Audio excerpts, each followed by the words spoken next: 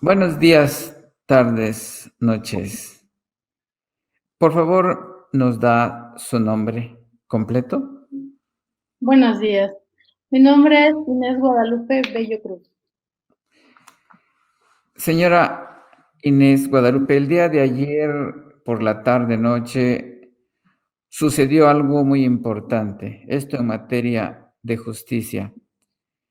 ¿Nos puede decir qué fue lo que pasó para iniciar con este tema? Sí, claro. El día de ayer se llevó la audiencia para vincular de proceso a mi agresor. Gracias a Dios se hizo la vinculación a proceso, donde se demostró que sí habían elementos necesarios para vincularlo, aunque él presentó sus testigos de los cuales su declaración fue falsa y en ese momento se pudo descartar la declaración de ambos los testigos que él llevó a la audiencia. Pues sí se dio el proceso. Claro que fue una situación bastante dolorosa, desgastante, por toda la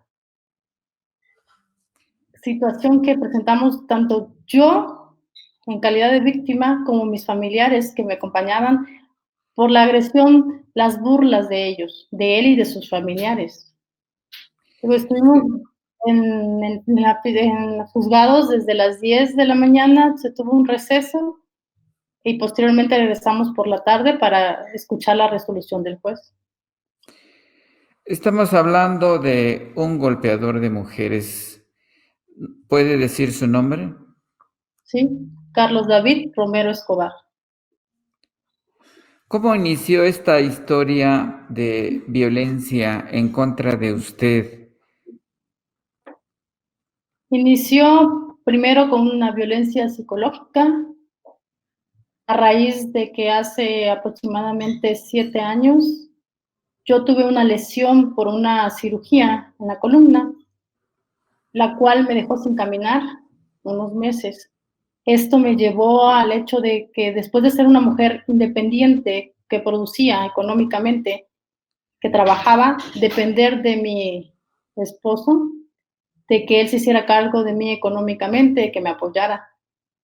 Pero, pues, desafortunadamente ahí empezó la historia, porque en vez de recibir un apoyo de él, fue todo lo contrario. Primero empezó con la violencia económica, al no querer hacerse responsable de mis gastos que eran gastos que yo hacía sobre mi persona, comprarme para mí, para la casa, para mi hijo, pero como él me conoció trabajando, yo era una mujer que trabajaba antes que él, y me educaron para eso, para trabajar, siempre me dediqué a trabajar, a pagar mis gastos, y eso es lo que yo hacía. Aún así, que teníamos un negocio que yo había puesto con mi dinero, que un dinero que yo pedí prestado a mi papá, yo no le pedía cuentas de eso. ¿Por qué? Porque pues se suponía que estábamos haciendo un patrimonio familiar, algo para ambos. Y como yo tenía un trabajo independiente, yo dependía de mi trabajo sin necesidad de estarle pidiendo cuentas a él de lo que pasaba o lo que hacía con ese negocio que tenía, que yo puse para que tuviéramos un patrimonio. En el momento que se tuvo que pedir el apoyo, que él me apoyara de esa manera, ahí demostró realmente que solo era, creo, un interés en ese momento, pero como yo quedé vulnerable, no me di cuenta. Al no poder caminar, yo me enfoqué con la ayuda de mi mamá a caminar, a ir a Claro. terapia. Yo iba a terapia 3 veces al día para volver a caminar. Eso Gracias. implicaba gastos también. Exactamente. Gastos que yo corrí la mayor parte por mi cuenta, porque yo tenía ahorros, porque yo para mi cirugía, yo saqué a préstamos de mi trabajo y y pagaba mis cirugías. ¿Ustedes Entonces, se casaron? vivimos 9 años en unión libre. El 13 de febrero de 2016 nos casamos. Y ahí suele decir la frase de en la salud y en la enfermedad. ¿Se acuerda de eso? Sí, Se olvidó de esa promesa de amor, de estar juntos en la salud y en la enfermedad, en la pobreza y en la riqueza. sí, así fue. Y como retomando la historia, le digo, así comenzó la violencia. Primero fue económica. Afortunadamente, gracias a Dios, con las terapias volví a caminar. Pero claro, yo tengo una limitación, yo tengo una lesión, una consecuencia. Yo perdí la sensibilidad de la pierna derecha al 80% y de la pierna izquierda, solamente en la extremidad inferior, una de las falanges. A lo largo de los años he sido la rehabilitación, he tenido una vida activa, porque eso es lo que me propuse, volver a ser una mujer productiva, activa, porque yo tenía un hijo pequeño. Pero las limitaciones en las que quedé fueron en todos los sentidos, tanto en que yo no podría hacer ciertas actividades, ejercicios o fuerza, y ahí fue cuando él empezó a desnostarme, que yo ya no A servía, denostarla, sí, que yo ya a no, herir su amor propio. yo ya no le servía para nada. Ujú, Y en eso empezó la violencia sexual, porque mi limitación también afectó esa parte de mí, ujú. Es decir, hubo violencia económica, siguió la violencia verbal, psicológica, y la sexual. y ahora estamos hablando de violencia sexual. ¿En qué consistió? Al perder yo la sensibilidad en la parte inferior de mis extremidades, también fue en mi órgano reproductor. Entonces yo no tenía sensibilidad, o me dolía o me lastimaba. Siempre he Sí. sido una mujer delgada y por recomendaciones yo no puedo subir de peso. Yo tengo que mantenerme delgada. Por eso yo ya no le servía o a complacer lo que el Señor quería, porque me causaba dolor.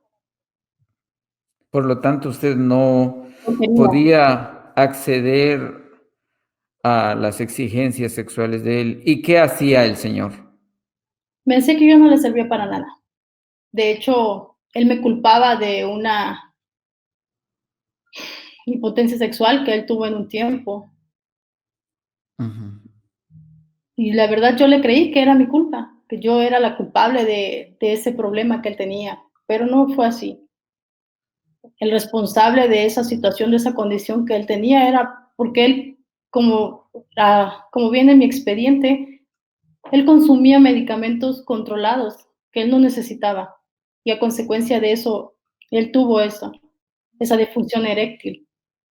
Pero él me culpaba a mí, que yo ya estaba vieja y que yo ya no le servía y que por eso él no podía. Pero la violencia sexual, ¿fue violencia sexual física? ¿Estaríamos hablando de violación o algo parecido? Sí, Es me decir, forzaba. usted le decía no a una relación íntima Sí, y él la obligaba. así es. En el expediente no me ha dicho su número, si lo recuerda, estaría bien que lo escucharan las autoridades, qué número de carpeta de investigación es, y preguntarle también si se incluyó el delito de violación sexual en dicho expediente o cómo quedó. Se incluyó como violencia sexual. Se puso, mire, le explico cómo estuvo la situación. Es muy difícil como mujer ir ante una autoridad y decir lo que has vivido o lo que has pasado. Más si cuando yo fui a declarar, a hacer mi denuncia, yo no sabía que lo que yo vivía era violencia. No entendía hasta qué punto era violencia lo que yo estaba viviendo o lo que yo había vivido durante todo este tiempo. Sí, Yo solo acudí y declaré lo que había pasado el día que él me dejó. Yo lo declaré, los golpes que hizo a la pared, rompió el refrigerador, toda esa situación, el jaloneo que me hizo en el brazo, todo eso fue lo que yo declaré. ujú. Posteriormente empecé a entender, porque me empezaron a hablar y explicar qué es lo que estaba yo pasando. Y ahí fue entendiendo. Por eso al inicio de mi expediente no se puso como violación ni nada, porque no es muy difícil abrirte, es muy difícil que alguien te dé la confianza y que yo, para mí eran, dentro de que yo tengo una educación, tengo 2 carreras, soy una mujer preparada, para mí toda esa situación era normal. Aprendí a verla como normal y vivir con una normalidad que para mí era normal. Que sí está bien, si yo no quería, yo tenía que acceder a lo que él quería. Yo decía Sí. no y me forzaba. Entonces, yo lo veía normal. Le digo, yo no lo expuse ante el MP al inicio de la investigación o al inicio de mi declaración, porque aparte no me sentía preparada para decir todo lo que había vivido y no lo había entendido como ahora. Hice una ampliación de mi declaración y ahí fue donde yo dije lo de la violencia sexual. Ujú. ¿Por qué? Porque sí existe, porque sí existió, porque hasta este grado fue que me violentó. Pero como Pero mujer, mande. sí, no, sí localizó o recordó el número de la carpeta de investigación. En eso estoy, buscando para decírsela. Si me permite Pero- tantito. sí, claro, no hay problema. Es una carpeta, la carpeta de investigación es la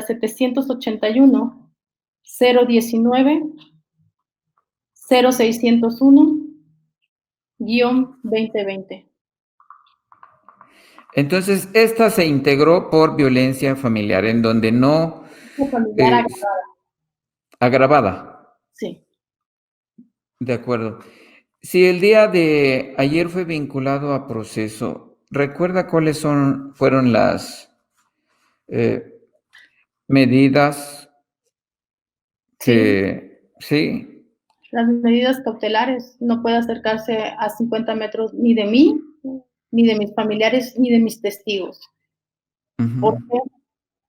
Porque uno de mis testigos fue violentada en su casa, fue agredida a su casa y ella tuvo que levantar un registro de atención en Cintalapa en contra de él y de su hermana y sus familiares. ¿Por qué fue así? Porque las únicas personas que saben de la situación legal en la que estamos pasando son ellos.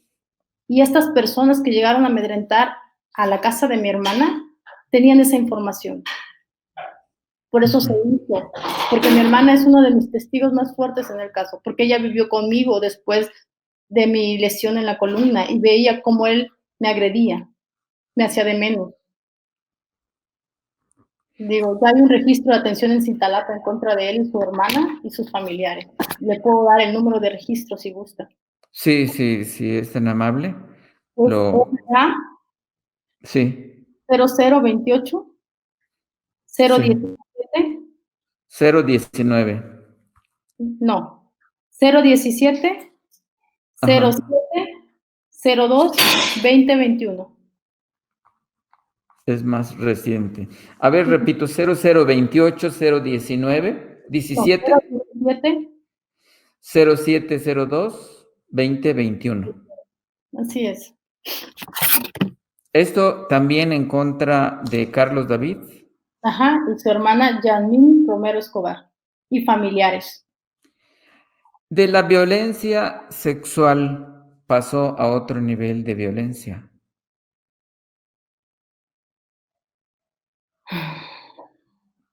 ¿Sí? Pasó más allá de la violencia sexual. Hubo violencia física. La dañó. Así es. En el ¿Nos 2000, puede, nos puede relatar cómo se suscitó, cuáles fueron los hechos de esa violencia claro, física? Porque esa es más fácil de relatar que una violación sexual. así es. En el 2018, cuando yo vivíamos en Altamirano, en agosto del 2018, veníamos muy frecuentemente aquí a Comitán, donde actualmente radicamos, donde yo también aquí radico.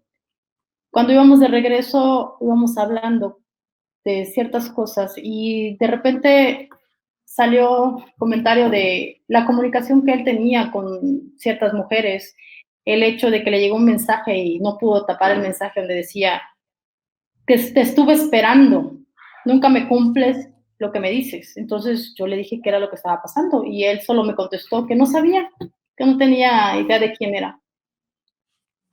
Después la Ujú. insistencia de ese día, empezamos a hablar, él se empezó a poner violento, fue cuando empezó a gritar. Ese día realmente recuerdo que me jaloneó, me aventó, me quitó mis cosas porque yo quería irme. ¿De dónde a dónde la aventó? Mire, eso fue cuando llegamos a nuestra antes donde vivíamos, fue Sí. una distancia como de 1 metro, donde me jaloneó y me aventó. Para Ujú. esto yo quedé con morados en ambos brazos, piernas, abdomen y espalda. Él solo me Sí. dijo que era mi culpa, que yo sabía que él no era así, que no sabe qué pasó, que era mi culpa, yo lo provoqué, y que entendiera que él no era así, que yo tuve la culpa de eso. En esa ocasión, realmente yo no entendía qué pasó. Y no ¿No fue ante las autoridades a iniciar su querella en esa ocasión? voy a eso. Yo me sentía realmente ahí fue cuando terminó de quebrarme y acabar con mi autoestima y como mi valor, porque ahí perdí el valor de todo. Perdí el valor para decirle a alguien lo que me estaba pasando. No le dije a nadie de mis familiares, ni a mi mamá, ni a mis hermanos, y eso que yo soy muy unida con ellos. No les dije a nadie. ¿Le Lo dio pena me dio contarlo? pena, me dio vergüenza. Creí que eso no era posible, que yo veía la historia de mujeres que pasan por eso y yo pensé que nunca lo iba a vivir. Y cuando lo viví, no supe qué hacer. Me hice tan chiquita. Desaparecí, quién era yo dejó de ser. Ahí dejé de ser. Dentro de todo mi miedo y confusión, lo único que pude hacer es hablarle a un abogado que conozco. Le hablé por teléfono y le dije que necesitaba que me escuchara y necesitaba un consejo. Le platiqué la situación al abogado y él me dijo que yo no era ni la primera ni la última, que no sabía cuál iba a ser mi decisión, pero que si yo quería, levantábamos una constancia de hechos. ¿Por qué? Porque el día de mañana no sabríamos qué podría pasar y probablemente me pudiera servir. Y eso fue lo que hice. Por la ayuda de mi abogado, que ahora es también un amigo mío, después de esto se convirtió en un amigo. Él me apoyó, me orientó y se hizo ese movimiento. Levanté una constancia de hechos en Copainalá del 2018, donde relaté lo que sucedió. Claro, solo lo dejé como constancia de hechos porque yo no pensaba separarme, porque él me convenció que nunca más iba a volver a pasar y que era mi culpa y que yo lo provoqué. Y eso fue lo que me quedó. Ahí me quedé con eso. No moví más, pero sí dejé un registro. Ujú. La verdad también agradezco mucho la persona que me orientó y me dijo que lo hiciera, porque yo esa situación no se la conté a mi mamá, a nadie. ¿Esto cuándo sucedió? En ¿Me agosto del dijo? 18, 18, de acuerdo. Todavía no se perseguía de oficio el delito de violencia familiar. no, solo quedó como constancia de hechos, algún registro de cargo de que yo pasaba por esa situación. Así lo dejé. Y la verdad, Ujú. yo nunca creí que lo podría utilizar. Creí que era una ocasión aislada, que no pasaría más.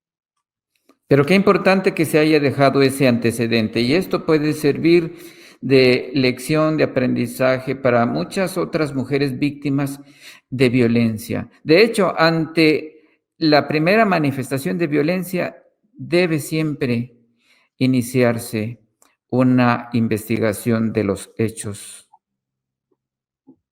Así es. ¿Y Por después qué pasó? Después de esa situación, siguieron las agresiones verbales, el denostarme, el hacerme sentir menos, que yo no le servía para nada, que yo sin él no iba a hacer absolutamente nada. Él, por culparme de ese problema de disfunción eréctil, él tenía novias, porque así les decían, que eran sus novias, siendo un hombre casado. Yo no aguanté ni soporté esa situación, por eso me vine a radicar a Comitán. Dejé Ujú. todo. La situación me sobrepasó, dejé todo allá. Me vine a Comitán a trabajar desde cero y empecé aquí. Empecé a trabajar con él, pero la situación siguió igual. Él tenía que regresar a Altamirano a trabajar porque ya trabajaba y se iba todos los días, hacía lo mismo, llegaba tarde, la misma situación. Así tuve pleitos y hasta que llegó el momento en que yo ya no peleé, no dije nada, yo solo me alejaba y él se molestaba, que por qué yo no le decía nada, que por qué ya no entendía yo la situación. Yo lo único que quería es ser fuerte para poder salir de esta situación, para poder sacar a mi hijo también de la situación, porque a él ni eso le importaba. Él seguía consumiendo esos medicamentos controlados y su capacidad de raciocinio, su responsabilidad fueron perdiéndose. Cada día trabajaba más tarde, todo por el consumo de ese medicamento. Hasta que llegamos al 24 de febrero, después de 2 años, del 2018 hasta el 24 de febrero del 2020, que la situación ya no pude más con la situación. Nosotros teníamos que viajar a Tuxtla porque trabajábamos en Cintalapa. Él tiene otra familia en Cintalapa, tiene un hijo más grande y su pretexto era irse con su hijo desde el sábado y está bien. Para mí era perfecto porque cuando yo lo conocí, lo único que yo le dije es que yo quería un hombre responsable que se hiciera responsable de su vida y su hijo siempre iba a ser su hijo y tenía que ser responsable de él. De hecho, aunque él ahorita con mentiras diga y su familia todo lo contrario, él sabe perfectamente bien que el patrimonio que íbamos a formar era para tres, porque yo tengo una hija, él tiene un hijo y tenemos un hijo en común. Yo nunca, nunca hice diferencia, pero él sí la hizo, Quisiera preguntarle digamos. si cuando ejerció el primer acto de violencia con los jaloneos y el empujón, fue en presencia de los menores. En presencia de mi hijo estaba dormido. Estaba en la casa, Que, pero estaba dormido. Lo que mi ujú, hijo sí presenció fueron cuando golpeaba la pared y pateaba la puerta, una reja. Esa es la entrevista de lo que más marcado tiene mi hijo y en su entrevista en la carpeta de investigación lo dice. Que él recuerda cómo su papá pateaba y golpeaba la reja, ujú, aunque yo trataba de que él no estuviera presente, sí. pero pues son niños y se dan cuenta. Y eso hace mucho daño Así al es, pequeño y a la sociedad en general. En así es. este programa hemos dicho en algunas ocasiones que los delincuentes no nacen, se forman en casa con la violencia de los padres, generalmente del padre hacia la madre, y con la impunidad que las autoridades de la Fiscalía General del Estado, los ministerios públicos procuran para ellos, desgraciadamente por culpa de la corrupción.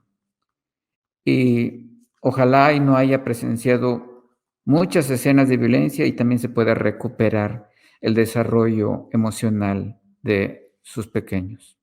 En eso estoy. Iniciando con sus terapias, que esté más tranquilo, tratando de alejarlo de la situación, que él no se Ujú. entere de lo que está pasando, pero desafortunadamente no he podido hacerlo porque él se ha encargado de violentarme, de por tengo cosas en Altamirano, yo fui por ellas, tuve que ir a arreglar un asunto legal allá. Mi hijo iba conmigo y él fue capaz de mandarme a una asociación de mototaxis y a policías a tomarme fotografías. Y si algo me pasaba, mi hijo estaba presente, pero a él nunca le ha importado. Todas las situaciones de violencia que él ha ejercido, de acoso, mi hijo siempre está presente conmigo. Y eso a él no le importa. Y tengo pruebas de ello. Yo ese día que los policías me tomaron una fotografía, al instante se la mandaron a él y él se la mandó a mis papás. Hablé al 911 porque ya estaban las medidas precautorias a mi favor. ¿Y cómo era posible que la autoridad de Altamirano se prestara a esa situación? Porque los únicos que pasaron fue una patrulla.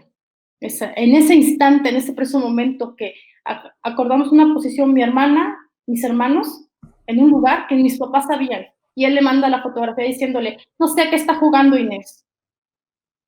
Ujú. Yo en ese momento me sentí tan desprotegida, porque ¿cómo es posible que la policía, que es seguridad, aunque sea de pueblo, se preste a eso? Yo llamé al 911 y estoy solicitando el registro del 911 para también meterlo a mi carpeta de investigación. Sí, Pero claro. lo que más me dolió fue que mi hijo estaba en el carro y mi hijo se dio cuenta. ¿Hasta dónde Tri- llega? Le digo, yo estoy tratando de proteger a mi hijo de todo. Y hay mucha gente, cuando se inició esto de hacerlo público y que le agradezco mucho, dicen que tanto odio tengo. No es odio. No pueden entender que el amor más puro que hay es la de madre sobre sus hijos. Yo tengo que proteger a mi hijo. Ellos no saben la situación que vivió mi hijo con él. El Señor se inyectaba delante de mi hijo y el niño lo puede decir, pero yo no quiero revictimizar a mi hijo porque es un niño, quiero que viva tranquilo. Todos aquellos que dicen que tanto lo odio, esto no es odio, Es es el amor y amor, deseo de proteger a su bebé.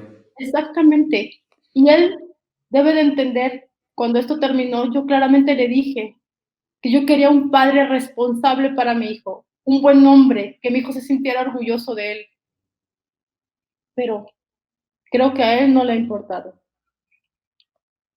Yo Yo, quisiera que regresáramos al día 24 de febrero, si pudiera detallarnos qué más pasó el 24 de y febrero, el 24 de febrero del 2020 sí. y las autoridades, ¿qué tal respondieron?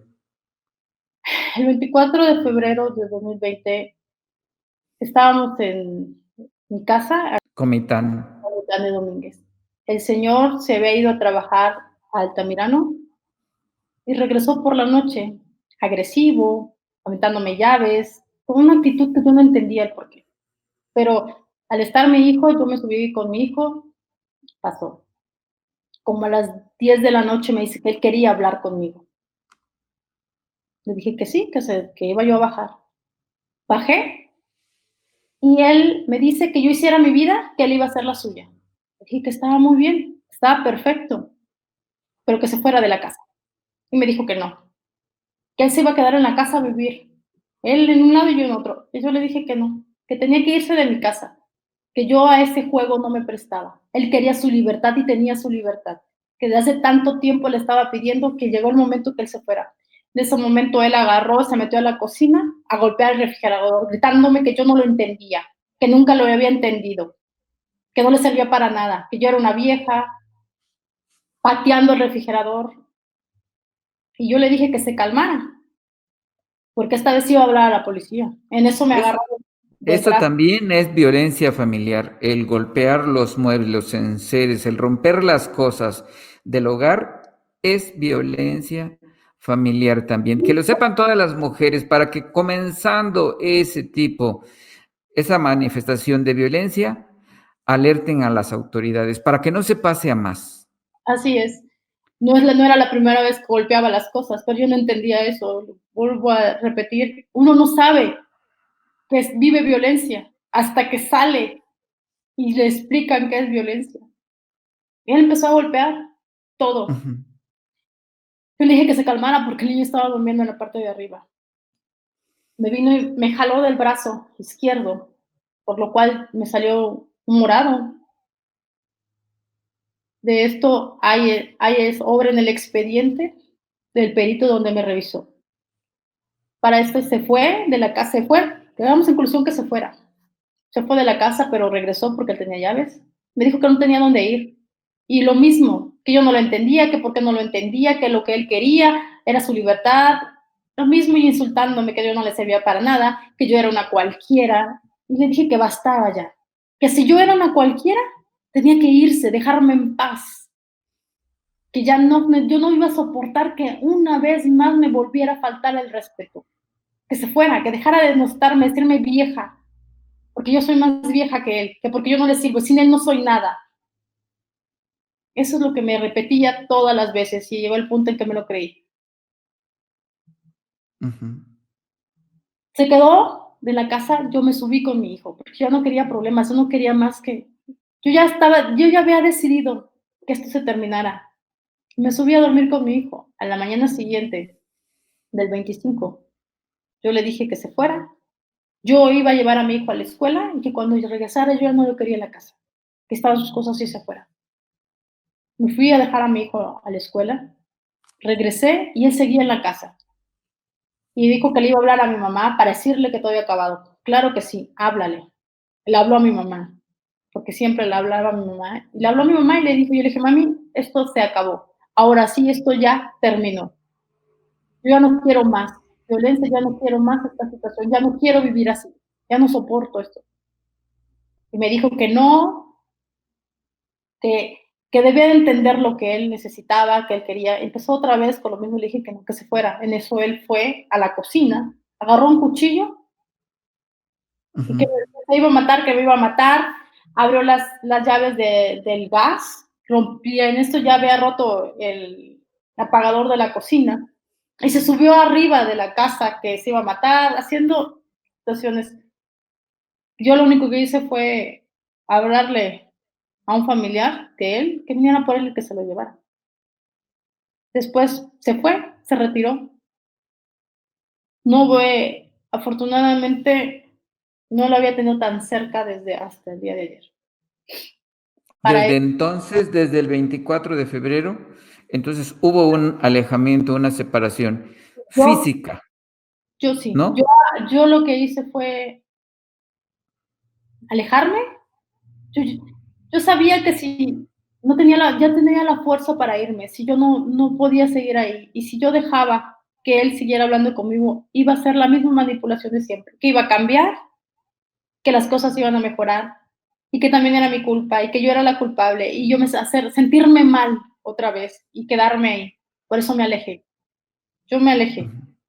Tomé la decisión de irme, alejarme, bloqueé. Los primeros días lo bloqueé, pero pues al final mi hijo preguntaba por él. Lo que hice fue, ese mismo día, cuando mi hijo salió de la escuela, fui por mi mamá a Tuxtla para que me acompañara. Le platiqué la situación, que me había jaloneado, le platiqué, ahí fue cuando mi mamá se enteró que los morados que me vio en el 2018 no era porque me había lastimado con el cinturón de seguridad, sino porque él me había agredido. Ahí fue cuando mi familia se enteró qué era lo que había pasado realmente conmigo. Ahí fue cuando, con el apoyo de mis familiares y amigos, me dijeron que levantara la denuncia, porque no sabíamos qué iba a pasar. Y no era la primera vez que pasaba. Entonces, por eso el 26 en la mañana yo fui a hacer mi denuncia al MP, fui a la fiscalía, me dieron los oficios para ir a, a los de perito, para el médico legista y para que vinieran a tomar fotografías a mi casa. Estuve ahí hasta De los destrozos realizados por Carlos David. exactamente. Ese día fui en la noche, tarde noche, me hicieron esperar a la médico legista, ella me revisó y yo esperé a los peritos que iban a tomar las placas fotográficas y los traje a mi casa. Se Llegaron tomaron, los peritos. llegaron a mi casa porque yo los traje. Se tomaron las placas fotográficas ese día. Según yo, hasta ahí todo estaba ¿Cuántos bien. peritos llegaron a tomar la fijación fotográfica? Fueron 3 y venían en una camioneta blanca. No recuerdo nombres, la verdad fue desde esa fecha, no recuerdo nombres y nunca creí, Tres funcionarios de la Subdirección de Servicios Periciales. yo nunca creí que debía haber este, aprendido nombres o, o darme cuenta quiénes eran, porque en el año pasado, precisamente a finales como en octubre, noviembre, mandaron un documento los peritos en el cual decía que ellos no sabían, no tenían placas fotográficas de los hechos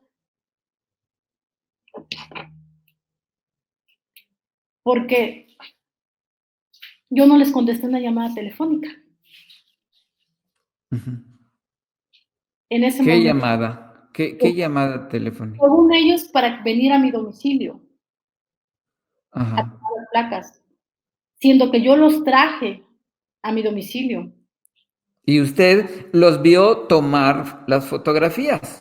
Los vi tomar las fotografías, tomaron las fotografías. Aparte de eso, yo a uno de ellos les dije, cuando estaban por irse, ya habían tomado las fotografías, le dije, necesito que me ayude a tomar las fotografías también de la estufa, porque abrió las manijas del tanque de gas.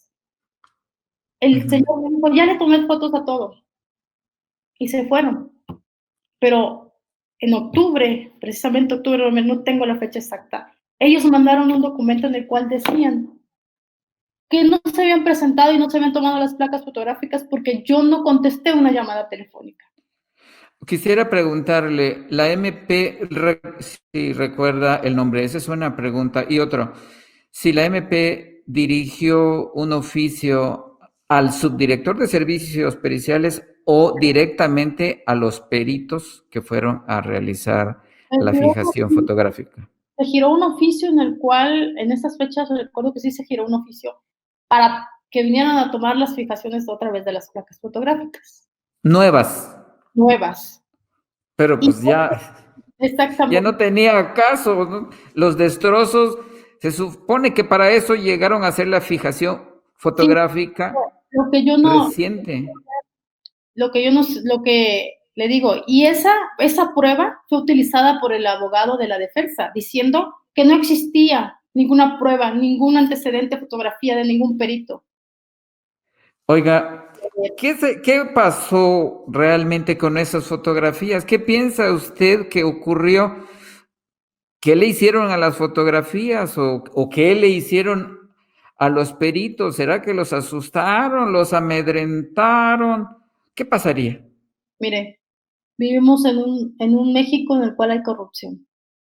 Nada está exento de eso. Yo no tengo pruebas de absolutamente nada, pero es muy raro, siendo si yo los llevé a mi domicilio, que sepan que no está, que no existen. Y ese día que me enteré de eso, yo, la verdad, sí alcé la voz y le dije a la MP, a la licenciada Susana, que yo iba a llegar Susana, hasta las últimas consecuencias e iba a hacer que la autoridad competente que sea me hiciera caso, que si era necesario levantar quejas, denuncias, lo iba a hacer, porque no era posible que pusieran en riesgo mi vida por descuido de ellos y que tengan la capacidad de girar un oficio aseverando cosas que no existen, siendo que yo los llevé. Yo no quiero ser una estadística, como se lo dije a ella ese día, una estadística y dejar a mi hijo solo. No quiero. estadísticas de feminicidios. ¿A eso se Exactamente, refiere usted? a eso me refiero. No puede ser que puedan jugar con la seguridad de alguien tan sencillo y tan práctico. No es la vida de nadie más que la mía. Y si no me defiendo yo, ¿quién me va a defender? Yo se lo dije. Yo fui muy paciente con mi expediente. Fui demasiado paciente que por COVID, que por muchas cosas. Está bien. Yo siendo paciente, las agresiones crecieron. El denigrar mi trabajo, el que esta persona hable de mí, de mi trabajo, con pacientes, sus familiares burlándose de mí. Le digo, toda esa información la sé porque son sus mismos pacientes que me lo dicen. Pero yo no ando en chismes. Yo me quiero dedicar a trabajar, solo quiero que me dejen paz. Y eso lo he expuesto en mi carpeta de investigación. El acoso que él ha hecho sobre mi persona. Sobre estos tres peritos que acudieron a la fijación fotográfica a su domicilio después de los hechos de violencia, ¿contra ellos usted no ha iniciado alguna No, investigación, alguna querella? no, ahorita no, porque yo pregunté y le dije a la fiscal que tenían que averiguar quiénes estaban de guardia. Pero como se ha dado la situación que yo no puedo estar mucho tiempo aquí en Comitán, por la situación de violencia y por la inseguridad que siento, porque hasta las medidas precautorias me habían retirado porque ya había pasado mucho tiempo y no sé por qué, que las empezaron a activar apenas lo divulgamos, se empezó a activar, me están hablando que sí, dónde estoy, que por mis medidas, que los policías, yo no puedo estar aquí en Comitán todo el tiempo. Tengo mis hermanos me acompañan, pero ellos también tienen que trabajar. Entonces yo vengo, atiendo, veo mis asuntos legales y me retiro. No he estado al pendiente de hacer acusaciones y ver qué peritos son, porque también ya ha sido muy desgastante, demasiado desgastante. Solo hasta que usted me apoyó en divulgarlo, es que veo que las cosas mejoraron. Solo si hay un chicote, las autoridades de la Fiscalía General del Estado comienzan a trabajar un poco tratando de respetar el marco legal. Si no, siguen cediendo a el chantaje o más bien al efecto del dinero, de la corrupción. Porque usted lo dijo hace un rato. Yo preguntaba por si acaso el señor Carlos David los había amenazado. Lo más probable entonces es que los haya comprado y entonces desaparecido las placas fotográficas. Es algo que no sabremos con certeza, pero como vuelvo a repetir, en el México que vivimos todos tienen un precio. Eso lo he Pero se, entendido. pero se puede investigar porque ellos tienen una relación de trabajadores con nombres, Con esta fecha, números telefónicos, guardias que se llevan a cabo de tal manera que pueden dar con la identidad. Además, usted los ve, los vio y al verlos de nuevo podría ubicarlos. Pero sí se ocupa que se les investigue. No me ha dicho el nombre de la MP, dijo Susana. La licenciada Susana Berenice, no recuerdo ahorita el apellido. Ahorita voy a ver si lo. Cruz Cigarroa. Licenciada Susana Sus, Susana Berenice Cruz Cruz Cigarroa. Cigarroa, Ujú. agente fiscal del Ministerio Público Sí, de la Fiscalía Fronterizo Sierra. así es. ¿Cómo ha sentido el apoyo, el trabajo de esta funcionaria de la Fiscalía Fronterizo Sierra, Al Susana inicio, Berenice Cruz al Cigarro? inicio, sin ningún compromiso. Al inicio de mi expediente, el yo llegar, el no orientarme, el que yo no niego, siempre me prestó mi expediente, siempre. Siempre la disposición de que yo lo leyera, pero si yo hubiese sido abogada, yo solita me hubiese defendido, ¿no? Yo Ujú. entendía, yo preguntaba y metía, y que el señor no se presentaba y cosas. Cuando yo solicitaba que por favor se hicieran oficios para robustecer mi expediente con pruebas para que el proceso caminara como debe de ser, ella no sabía de qué le estaba yo hablando. Eso fue hasta el día que exploté, que le acabo de comentar de los peritos. Hasta ese día fue que entendí toda la situación y hasta ese día yo no sentí apoyo de ella, porque desconocía mi expediente. Y es que ella lo inició. No, tengo iniciado por otra persona, pero ella fue la que me atendió. Ella fue la que me Ujú. seguía atendiendo. O me pasaba con la licenciada, su secretaria, para que yo metiera los documentos que estaba yo metiendo, solicitando que llamaran a mis testigos, todo ese tipo de documentos o pruebas que tenía que yo aportar a mi expediente. Cuando yo llegué a solicitar eso, ella desconocía que lo que yo le había pedido hace 15 días atrás o un mes. Es decir, a usted le pedían pruebas, pero al señor Carlos David no lo citaban a la fiscalía. Lo citaban, pero el señor no se presentó hasta que quiso, la verdad. Uno puede decir que lo que estaban haciendo era que yo me cansara y me aburriera y dejara la situación. Yo puedo decir que eso hubiese pasado, pero con la situación en la que estoy viviendo, en la inseguridad, yo no quiero seguir viviendo con temor, ni tampoco tener miedo a salir o temor a la calle y que pase un carro y te frene directo a ti y mi hijo vea y mi hijo me pregunte, mamá, ¿que no es el carro que era de mi papá? Te iba a atropellar. Eso ya ha pasado. Ya pasó, ya pasó. Y también se incorporó y lo vio su hijo, Lo entonces. vio a mi hijo, como acelerando al lado de mi carro, del carro donde estamos con mi hijo, y yo me bajé y pasa acelerado y mi hijo sabía quién era el carro de su papá, que era su papá. Son situaciones en las cuales esta persona no pensó ni piensa en su propio hijo, porque sí. está conmigo y todo el tiempo está conmigo. Si algo me pasa, él va a estar presente o algo nos pasa por lo que él está ocasionando. ¿Ahorita usted tiene activas las medidas de protección, de seguridad para su hijo y usted? Así es, las tengo activas desde la semana pasada, que yo las solicité para mi domicilio laboral, la casa donde vivo con mi hijo y porque yo tenía que ir a Tuxtla y a Altamirano. Ya me hablaron por teléfono de los 3 lugares Ujú. sobre las medidas y se me hizo bastante raro de repente, pero pues fue por la audiencia, fue por la difusión, pero por lo que haya sido agradezco, porque ahora sí me están tomando en cuenta y están tratando de protegerme. El día de ayer, ¿quién fue el Ministerio Público que llevó el caso? Y si recuerda también, ¿quién fue su asesor de la víctima? El asesor de la víctima no sé el nombre, no lo recuerdo. La Ajá. Mi defensora de la fiscalía es la licenciada Susana Berenice Cruz Cigarroa y tengo mi abogado particular. Ayer, al solicitar las medidas cautelares después de la vinculación a proceso, ¿no solicitaron eh, que el señor quedara con prisión preventiva No, justificada? no se solicitó.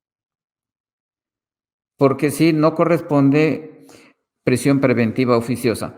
Pero en este caso, si ha atentado contra la vida de usted y contra la vida de su propio hijo, el hijo es común, Sí, contra la vida de usted y contra la vida de su propio hijo, es obvio que ambos están en peligro. así es, solo que nos falta robustecer el expediente. Hay las demás pruebas que tengo que meter que no han llegado a tiempo, son oficios que se piden a dependencias donde solicito mi condición de salud, mi expediente clínico, donde porque él niega que yo tengo alguna lesión, entonces se solicitó a una dependencia mi expediente clínico, se solicitó también los documentos donde el señor, no, ahorita no recuerdo la fecha, tuvo 2 accidentes automovilísticos el mismo mes por cómo maneja. Ujú, Entonces, porque eso es una de todas las declaraciones que yo y mis testigos pusimos, el cómo maneja, la irresponsabilidad en que manejaba cuando iba con mi hijo a velocidades altas, y él argumentó que él no tiene ningún problema con ningún antecedente de tránsito, claro que los tiene, y para eso están las aseguradoras que donde él aparece como el que iba manejando en los 2 accidentes, donde uno se acabó una camioneta y el otro fue un percance automovilístico, y en el mismo mes. Documentos de los cuales también se están solicitando y estamos esperando que lleguen. decía usted entonces que después de nuestras publicaciones, las autoridades ya parecen estar poniéndose las pilas. Y Sí, quizá un ejemplo de ello haya sido que, bueno, finalmente solicitaron la audiencia de vinculación a proceso ya estaba y que, solicitada, ya estaba ajá, solicitada, pero el señor no se presentó porque tenía COVID. ujú, Entonces, se volvió a pedir, se le dio el tiempo reglamentario de 20 días, 15 días aproximadamente, y que justificara con sus comprobantes médicos, y ya se volvió la a pedir la audiencia. Se dio la audiencia, se presentó. ujú. También eso fue bueno, porque no se había presentado y no había dado la cara.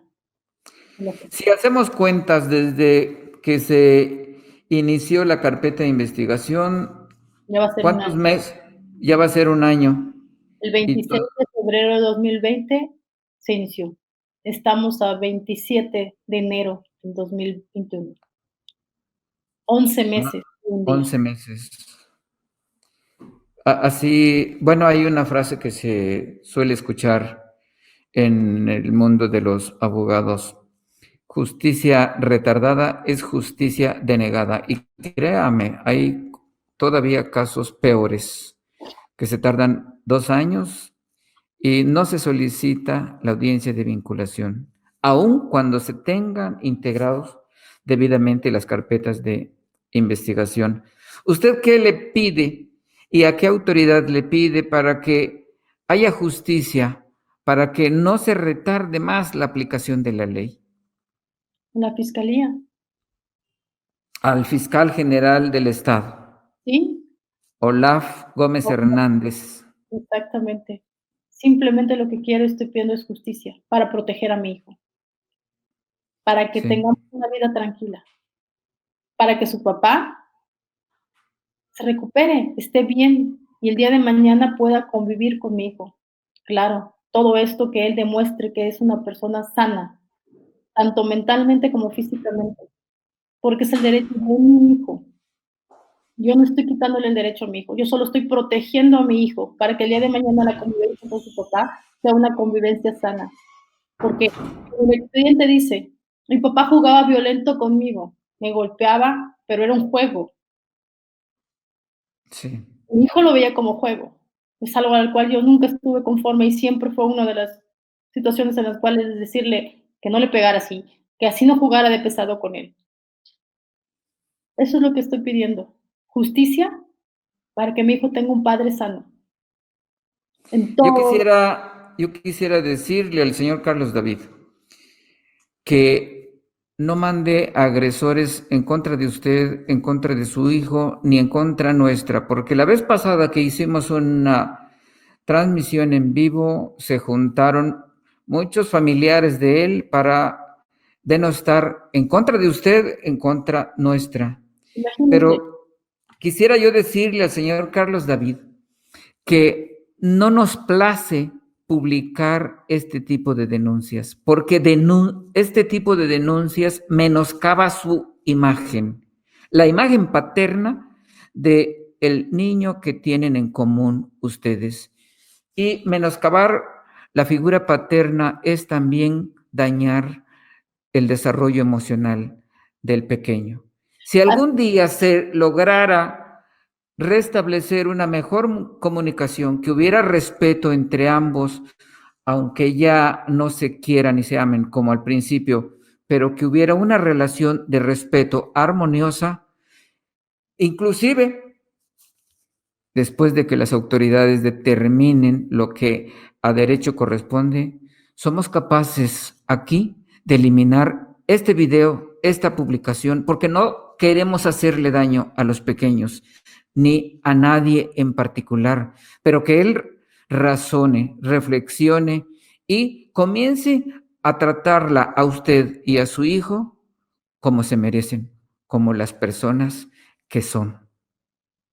de verdad se lo solicito y se lo pido también yo, porque el día de ayer que terminó la audiencia, donde él fue vinculado a proceso, gritando y vociferando que él también iba a publicar en mi vida en redes sociales, él y su familia riéndose, siendo una burla de lo que estaba pasando. Eso es una amenaza, el seguirme victimizando es una amenaza. Mi vida, yo no estoy exponiendo mi vida, estoy exponiendo una justicia que estoy solicitando. Quiero justicia, quiero vivir en paz, exponer mi vida. Eso fue lo que él vociferó burlándose. Eso es una amenaza directa hacia mi persona. ¿Y qué puedo esperar si usted mismo lo dijo? La transmisión pasada, las agresiones de toda su familia, agredirme, denostarme, victimizarme, insultándome, conocidos y familiares de él. ¿Usted cree que esas personas pueden querer a mi hijo si cómo me tratan a mí? ¿Usted cree que Ni a usted ni a su hijo. si algo me pasa a mí, qué va a vivir mi hijo al lado de él y esas familias? Sí, no tienen el más mínimo respeto ni educación sobre mí, que soy la madre de su hijo.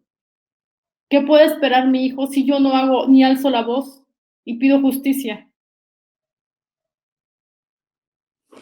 Justicia Agresivo, le pedimos al fiscal general de Chiapas, Olaf Gómez Hernández, así es. que ponga en orden a sus funcionarios, a sus subalternos, para que estos trabajen conforme lo marca la ley. Nada más, no se pide más, solamente justicia. Y ellos son quienes se encargan de procurarla.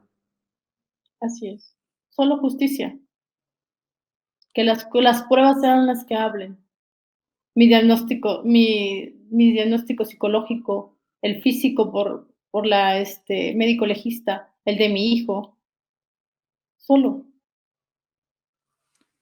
Le agradecemos que haya usted acudido a Enfoque F para esta entrevista y también reiterarle que vamos a darle puntual seguimiento a todo cuanto vaya ocurriendo en lo sucesivo. Y si se ocupa de más transmisiones en vivo, lo vamos a hacer para que sigamos comunicados. Le agradezco mucho el apoyo que me ha brindado, que nos está brindando a mí y a mi familia, para que estemos bien, para que vivamos tranquilos, porque nadie merece vivir así. Todos merecemos paz, tranquilidad y vivir en armonía. Y El vivir, ¿sí?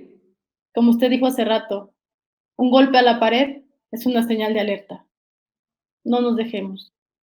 No veamos las cosas que no son normales como normales. Eso no es normal. La normalidad es el respeto mutuo, el vivir con respeto y respetar tanto a tu prójimo como al que la persona que tienes al lado.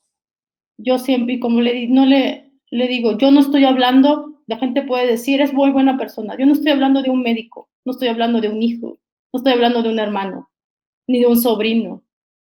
Estoy hablando del hombre con el que yo viví 13 años, el cual, por el consumo excesivo de esos medicamentos, fue cambiando y llegó al punto de agredirme.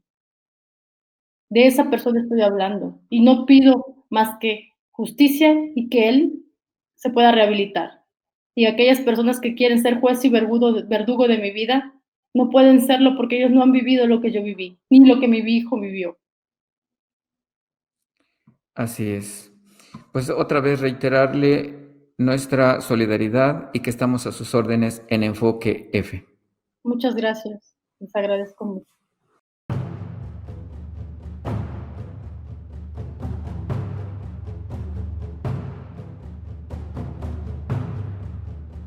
Cerca de un siglo, Comitán de Domínguez fue cuna del priismo chiapaneco, una plaza que pertenecía a un solo partido, una ciudad que no conocía la alternancia. Sin embargo, a inicios del nuevo milenio ocurrió un evento inédito. El PRI sufrió su primera derrota a manos de un candidato de oposición. Fraudes, corrupción y traiciones, así fue como Comitán se abrió por primera vez, luego de 72 años, su camino a la democracia. Transición política, la historia de una elección que transformó la vida política en Comitán. Disponible en Amazon. Este episodio de Enfoque F es traído ante ustedes por